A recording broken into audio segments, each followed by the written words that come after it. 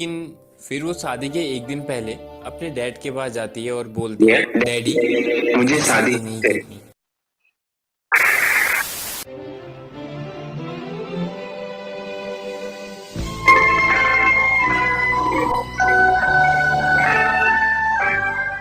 जब Doraemon Nobita की life से जा चुका था तो काफी समय तक नोबिता अकेले रह के मेहनत करता रहा, जिस वजह से वो टॉपर बन चुका था। लेकिन जैसे जैसे नोबिता की उम्र बढ़ी, उसको अपने दोस्तों की कीमत भी समझ आने लगी। एक तो उसने पहले ही अपने खास दोस्त डोरेमोन को खो दिया था और अब वो बाकी दोस्तों को नहीं खो सकता था। इसलिए अब वो पहले की तरह अपने दोस्तों के साथ मजे में रह रहा था। वो अपने पर्पस को और अपने दोस्तों को साथ साथ लेके चलता था। और जैसा अक्सर कुछ चीजें हमारे बिहेवियर में ही होती हैं, इस वजह से वो अक्सर लापरवाही भी करता रहता था। समय बीतते रहा और ऐसे ही अब समय आ चुका था नोबिता की शादी का। I hate regular salons. I hate same experience. I didn't feel great, and I knew I deserved better. That's why Urban Company's Salon Home, India's most innovative salon experience. Advanced facial tools, treatless hairstyling, and much more. Urban Company's Salon Home, the beauty experience you deserve.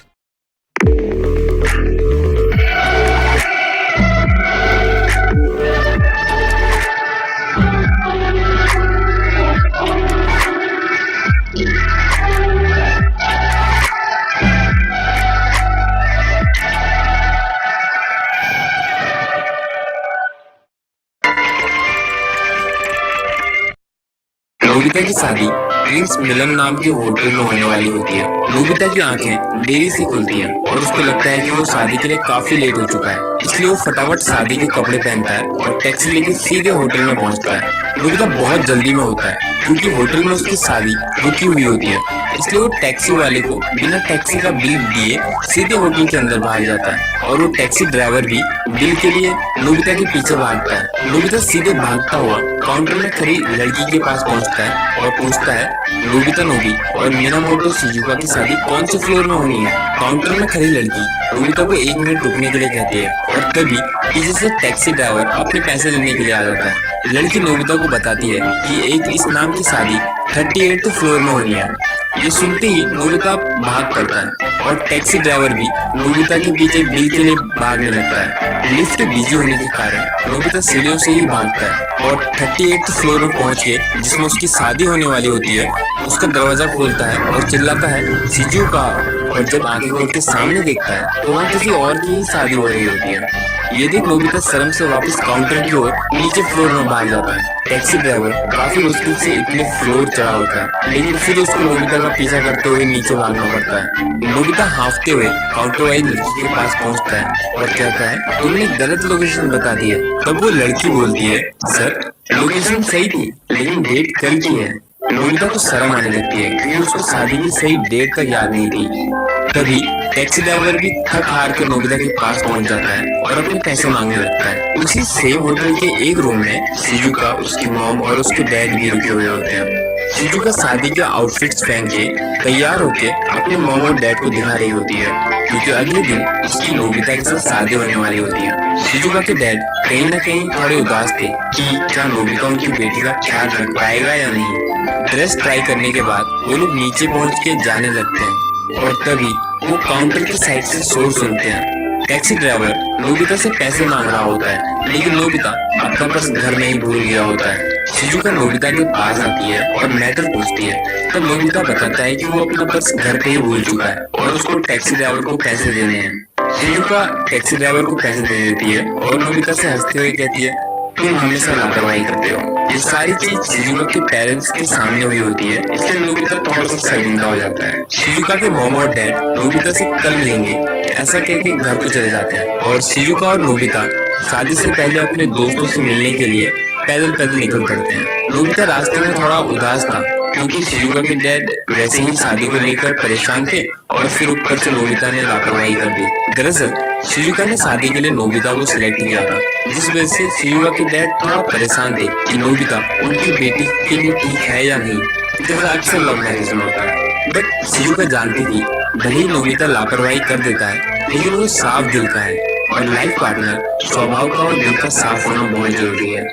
चलते हुए Nobita की नजर एक बिल्ली को पड़ती है क्योंकि रोड क्रॉस करते समय एक ट्रक के टायर के नीचे आने वाली होती है। कि नोबिता अपनी जान जोखिम में डाल के उसको बचा लेता है। उस बिल्ली के गले में एक कॉलर होता है जिसमें कि उसका एड्रेस लिखा हुआ होता है। नोबिता की उसके दोस्तों के साथ मीटिंग थी, लेकिन फिर भी नोबिता और शिजुका उस बिल्ली को उसके घर पहुंचाने जाते हैं, जहां उनको उनके पड़ोसियों से पता चलता है कि इसके मालिक तो यूएसए जाने वाले हैं और उनकी 4 बजे की फ्लाइट है और वो अभी एयरपोर्ट में होंगे।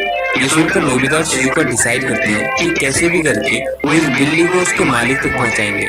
इसलिए वो दौड़ते हुए एयरपोर्ट को निकल जाते हैं और तभी रास्ते में अपनी खूबसूरत कार में बैठा हुआ सुनियो और उसके साथ जियान मिल जाते हैं। नोबिता शिजुका को उठा के कार में बैठा देता है और सुनियो को बताता है कि हमें 4 बजे से पहले एयरपोर्ट पहुंचना है। ये सुनकर जियान और सुनियो एक्साइटेड हो जाते हैं और वो लोग फुल स्पीड में कार चलाने लगते हैं। रास्ते में जियान नोबिता से उसके वेडिंग आउटफिट्स के बारे में पूछता है कि तुमने आज ये क्यों पहनी है, क्योंकि शादी तो कल है तुम्हारी। तो नोबिता शर्माने लगता है और सुनियो कहता है कल तक तो इस आउटफिट्स में काफी सारे चेंज हो जाएंगे। और जियान नोबिता को चिढ़ाते हुए कहता है नोबिता को शादी की ज्यादा ही जल्दी है और वे सब हंसने लगते हैं। सुनियो फुल स्पीड में कार भगाने लगता है और वो लोग एयरपोर्ट के बहुत क्लोज ही होते हैं कि कार की बैटरी खत्म हो जाती है। पहले तो वो धक्का लगाते हैं, लेकिन फिर जियान सुनियो नोबिता और शिजुका से पैदल जाने के लिए कहते हैं क्योंकि ज्यादा समय नहीं बचा होता है। लेकिन जब तक नोबिता और शिजुका वहां पहुंचते हैं तब तक 4 बज गए होते हैं और उनके सामने से फ्लाइट जा चुकी होती है और नोबिता और शिजुका दुखी और इमोशनल हो जाते हैं। तभी कैट बगल वाले साइड में चले जाती है जहाँ उसके मालिक थे। दरअसल उनकी फ्लाइट 5 बजे की थी और वो कैट को देख के बहुत ज्यादा खुश हो जाते हैं। वो कैट एक छोटी बच्ची की थी और वो बच्ची खुशी से अपनी कैट को अपने डैड को दिखाती है।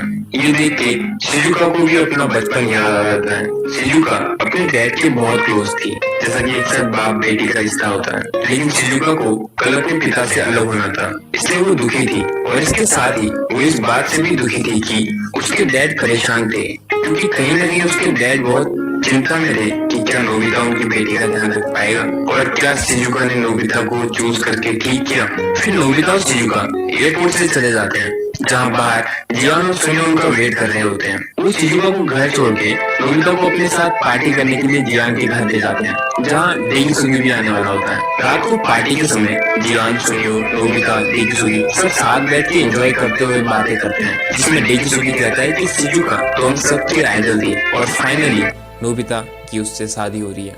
जियान नोबिता से कहता है कि नोबिता तुम शिजुका का ध्यान रखना वरना मैं तुमको पीटूंगा। वे सब दोस्त एंजॉय करते हैं और जियान तो गाना भी गाने लगता है। वे सब खुश थे क्योंकि उनके दोस्त की शादी होने वाली थी। वहीं दूसरे साइड शिजुका की फैमिली ने डिनर कर लिया होता है और शिजुका प्लेट उठाने में और प्लेट धोने में अपनी मॉम की हेल्प कर रही थी। लेकिन उनके घर में एक अलग सा सन्नाटा था, शायद इसलिए क्योंकि आज शिजुका का इस घर में लास्ट दिन था। शिजुका बहुत खोई हुई थी। वो बहुत ज्यादा उदास नहीं थी, लेकिन बहुत ज्यादा खुश भी नहीं थी। शिजुका की मॉम कहती है ये सारे काम मैं खुद कर लूंगी, तुमको कल जल्दी उठना है। शिजुका इमोशनल होके अपनी मॉम को थैंक यू और गुड नाइट कह के जाने लगती है। तभी शिजुका की मॉम अपने गले से अपना फेवरेट नेकलेस उतार के शिजुका को पहना देती है। वो भी दुखी थी क्योंकि उनकी बेटी उनके साथ आज लास्ट दिन थी। वो शिजुका से कहती है कि अपने डैड को गुड नाइट कह के रेस्ट करो। शिजुका अपने डैड के पास जाती है और गुड नाइट कहती है और उसके डैड भी गुड नाइट कहते हैं। लेकिन शिजुका कुछ टाइम चुप हो जाती है क्योंकि उसको अपने डैड से कुछ कहना था, कुछ बात करनी थी, कुछ आखिरी समय बिताना था, लेकिन वो कह नहीं पाती और वापस चले जाती है। वो जैसे ही अपने डैड के रूम का डोर बंद करती है वो खुद को रोक नहीं पाती और इमोशनल हो जाती है और वो अपने डैड के पास रोते हुए जाती है और कहती है डैडी मुझे शादी नहीं करनी, आप मेरे बिना अकेले हो जाओगे, मैं आपको छोड़ नहीं सकती और ना ही मैं आपको छोड़ के जा सकती हूँ। मैंने अपनी पूरी लाइफ एक बिगड़ैल बच्ची की तरह व्यवहार किया और मैं पूरी तरह आप पे डिपेंड थी। मैंने आपके लिए और मॉम के लिए कभी कुछ नहीं किया, ये सही नहीं है। शिजुका के डैड बोलते हैं शिजुका तुम हमारे लिए बहुत से तोहफे लेके आई हो। सबसे पहला तोहफा जब तुम पैदा हुई थी, तुम्हारा रोना बहुत खूबसूरत और मासूम था। जब मैं हॉस्पिटल से निकला था तब आकाश में तारे ही तारे थे, लेकिन तुम्हारे रूप में मुझे मेरा खजाना मिल गया था। उस दिन मैं अपने आंसू नहीं रोक पाया था और उसके बाद से आज तक तुम्हारी वजह से मेरा जीवन खुशी से कट रहा है और ये जीवन का सबसे अच्छा गिफ्ट है। तुम्हारी शादी के बाद भले ही मैं अकेला हो जाऊंगा, लेकिन तुम्हारी याद हमेशा मेरे साथ रहेगी। माँ बाप के लिए उनके बच्चों से ज्यादा कीमती कुछ नहीं होता। पहले मैं चिंता में था, लेकिन अब मैं खुश हूँ कि तुमने नोबिता को चुना है। तुम्हें हमेशा खुश रखेगा। वहाँ नोबिता पार्टी पूरी करके घर को निकल जाता है। घर को जाते समय जियान नोबिता को थैंक यू कहता है उसका बचपन इतना खूबसूरत और यादगार बनाने के लिए। नोबिता मुस्कुराता है और घर को निकल पड़ता है। रात काफी हो चुकी थी, जिस वजह से आसमान में तारे बहुत ही ज्यादा खूबसूरत दिखाई पड़ रहे थे और नोबिता उनको देख के खुश हो रहा होता है और डोरेमोन को भी याद कर रहा होता है, क्योंकि अब डोरेमोन उसके पास नहीं था। नोबिता को रास्ते में उसके टीचर मिलते हैं। वो नोबिता की तरक्की से काफी ज्यादा खुश थे। नोबिता उनके साथ कुछ देर शांति से आसमान के नीचे खड़ा रहता है। टीचर ठंडे से कांप रहे थे, इसलिए नोबिता अपनी जैकेट उनको उड़ा देता है और उनको कल शादी में बुलाता है और वहाँ से चला जाता है। नोबिता को जाते देख टीचर मुस्कुराते हुए बोलते हैं, नोबिता कल लेट मत होना। अब वो समय आ चुका था जब बचपन की सारी मस्ती मजाक सब खत्म हो चुके थे और वे सब दोस्त बड़े हो चुके थे और अपने अपने जीवन में व्यस्त हो चुके थे। अब बस अपने दोस्तों के साथ बिताए उन खूबसूरत पल को देख के मुस्कुरा सकते थे।